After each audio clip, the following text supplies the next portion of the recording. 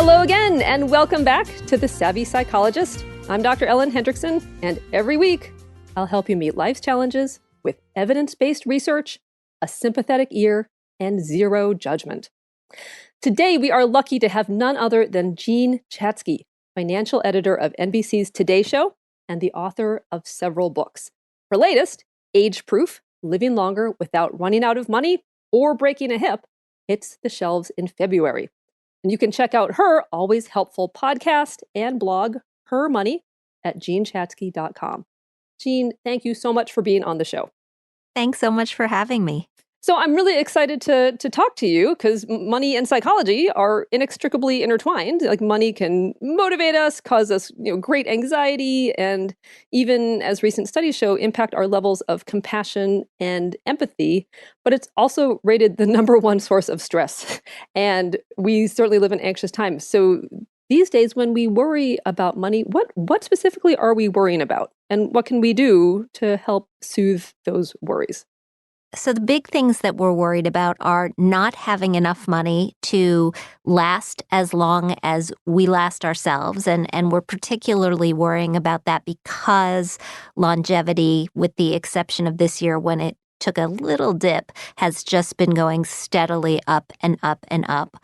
We worry about not being able to maintain our standard of living, and we worry about healthcare expenses in particular because they've been increasing at a rate that is dramatically greater than the rate of inflation at about 6 to 7% a year. So you put all those things together and you're right, you get a bundle of stress. When I dug in to start working on Age Proof, which I should say I didn't write myself. I wrote with Dr. Michael Roizen, who is the chief of wellness at the Cleveland Clinic and the co-author of all the U-books.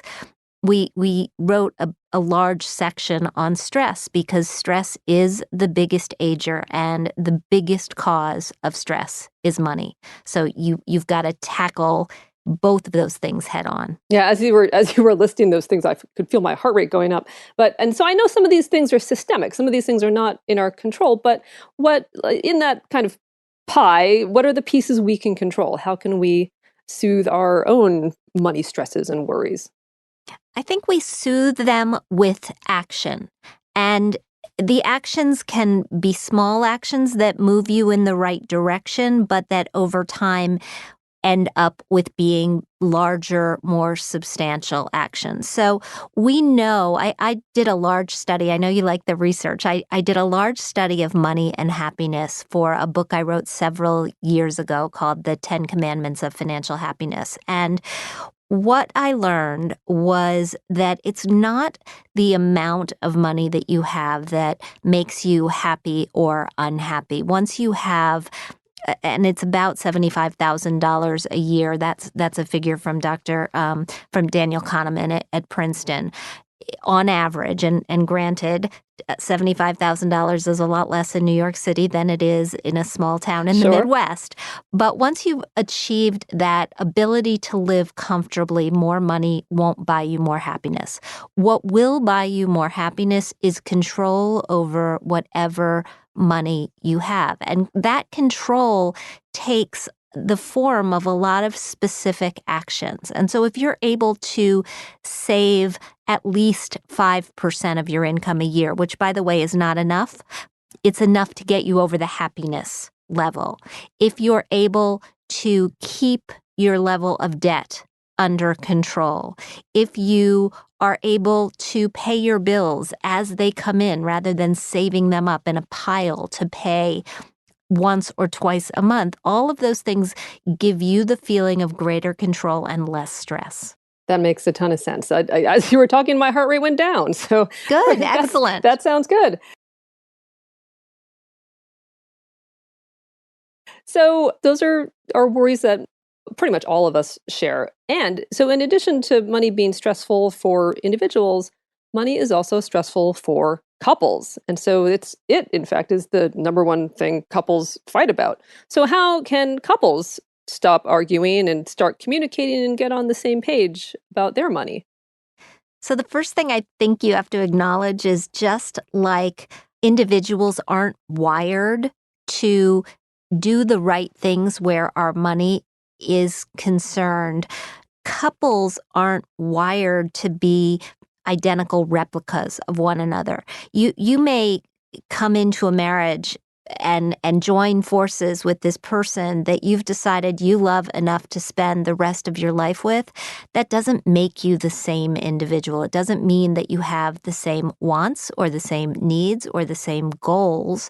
And particularly where money is concerned, we often don't talk about those things. We just assume that because this person is the love of our life, they do want exactly the same things that we want, or they do have the exact same priorities when it comes to spending money that we have. And because we don't talk about them, the fact that we're not the same stays buried and continues to rise up to just bite us again and again and again. And so the way to solve the problem is to agree on the big things, agree on what your long-term goals are. And I like to think in terms of this year and 10 years from now and 20 years from now, but also agree to disagree as far as giving each other some autonomy when it comes to spending on the things that mean something to you. I mean, I like the idea of having 3 separate pots of money, of having an account for me and an account for you and an account for the house, and not trying to micromanage each other as long as we're meeting our saving and investment goals for our long-term future. So it sounds like a nice balance of shared goals, but also some autonomy. So if one's partner wants to, spend his or her money on, I don't know, something that we consider frivolous, no, it's not a problem because as long as the larger goals are getting met. Exactly. And I mean, I know you are a judgment-free zone, and I think the more that we can try to be that judgment-free zone where our spouse or partner comes into play where their spending is concerned, it's good for the marriage to give each other a little bit of freedom and a little bit of wiggle room, because when you don't, you're no longer a spouse, you're a parent. And that just, bye-bye romance. Right. Less judgment equals less arguing, definitely. Mm-hmm. So in your money philosophy, which I really love, you stress the need to give back. And there's tons of research showing that people who do give back, whether with money or with time, are happier and healthier. And so it's an interesting concept. Like, tell us about how giving money away actually makes us, quote, wealthier in the long run.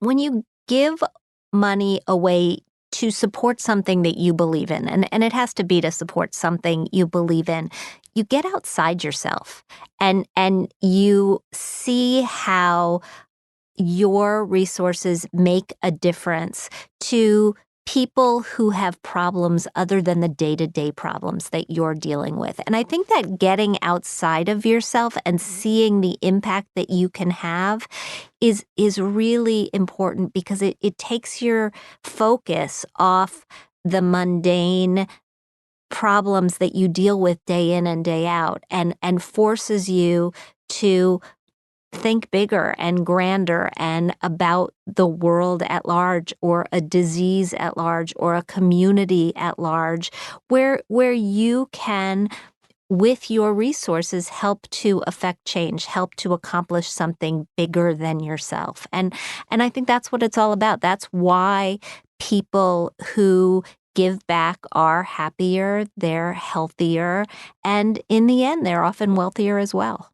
It sounds like it increases connection to a cause, to others, to, like you said, something bigger than yourself. And that connection, being part of a larger cause or community, has been shown time and time again to make us live longer and be happier over the long run. Yeah, connectedness is key when we look at why people are successful. Successful people are connectors. They are people who have networks that are not just their family and their close friends. They have networks that are much larger than that. And they have, the resource is actually called personal capital. And when you are looking to increase your success in your own life, when you're looking to move up the ladder, or when you're looking to start a new business, or when you're looking to make a change in your job life, having that those deep reservoirs of personal capital can be really, really helpful. Jane, this is so helpful. Thank you so much for being here today and for being on the show. Oh, my pleasure. Jane Chatzky is the financial editor for NBC's Today Show, an award-winning personal finance journalist, AARP's personal finance ambassador, and if that wasn't enough, host of the helpful podcast Her Money on iTunes. Her newest book, Age Proof, Living Longer Without Running Out of Money or Breaking a Hip, which she wrote with Dr. Michael Roizen, will be released in February, so be sure to check that out. As for The Savvy Psychologist, the show is now on Twitter, so be sure to follow me there. And as always, don't miss a single episode when you sign up for the newsletter at quickanddirtytips.com/newsletters, or subscribe to the podcast on iTunes or Stitcher, listen on Spotify, or like on Facebook, where there are always links to episodes no longer available on iTunes.